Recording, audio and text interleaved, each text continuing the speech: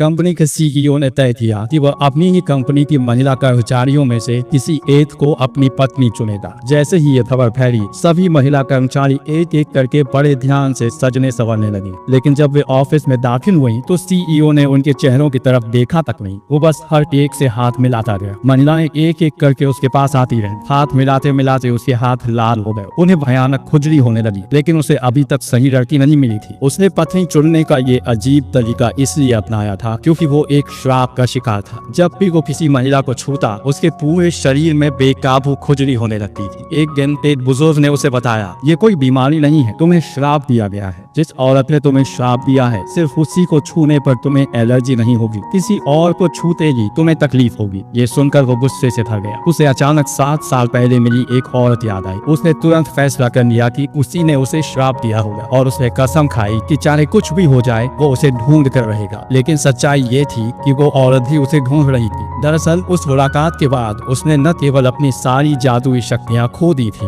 बल्कि वो गलती से गर्भवती भी हो गई थी। उसने 5 बच्चों क्विंटुप्लेट्स को जन्म दिया। उसके बच्चे बहुत शरारती थे। उनकी टीचर को डर था कि कहीं वे घर ही न तोड़ दें, इसलिए उसने कहा तुम बच्चों को उनके असली पिता के पास ले जाओ ताकि वो अपना गुजारा कर सके। उसकी टीचर ने उसे एक जादूगरनी की नौकरी भी दिला दी। लेकिन उसका पहला क्लाइंट कोई और नहीं बल्कि उसके बच्चों का असली पिता ही निकला। 7 साल बाद आमने सामने खड़े होने के बावजूद दोनों एक दूसरे को पहचान नहीं पाए। सीईओ ने उससे कहा, मुझे उस औरत को ढूंढ कर दो जिसने मुझे श्राप दिया है। उसने अपनी जादुई कंपास से आसपास का इलाका स्कैन किया और कहा, वो औरत आपकी कंपनी के अंदर ही है। ये सुनते ही सीईओ ने अपने असिस्टेंट को आदेश दिया कि तुरंत सभी महिला कर्मचारियों को इकट्ठा किया जाए। उसे जरा भी अंदाजा नहीं था कि जिसे वो ढूंढ रहा है वो खुद वही औरत है। उधर घर पर 5 बच्चे भी अपने अपने जादुई शक्तियों से पापा को ढूंढने की कोशिश कर रहे थे। एक बच्चे को अपने पिता के बारे में जानकारी नहीं रही। सबसे छोटा बच्चा जादू से सीधे सीईओ के ऑफिस में टेलीपोर्ट हो गया। वो दौड़कर सीईओ से लिपट गया और जोर से बोला, पापा। सीईओ हैरान रह गया। उसकी आंखें फटी की फटी रह गई। तभी उसके असिस्टेंट ने कहा, सर ये छोटी बच्ची आपसे काफी मिलती जुलती है। सीईओ ने तुरंत असिस्टेंट को आदेश दिया कि उस बच्ची का पता लगाया जाए कि वो कहाँ रहती है। जब वो उस औरत के घर पहुंचा तो किसी ने दरवाजा नहीं खोला। तभी मकान मालकिन ने उसे किराए का कॉन्ट्रैक्ट पकड़ा दिया और वही देखकर उसे एहसास हुआ जिस जादूगरनी को वो ढूंढ रहा था वो कोई और नहीं बल्कि वही औरत ही जिससे वो 7 साल पहले मिला था।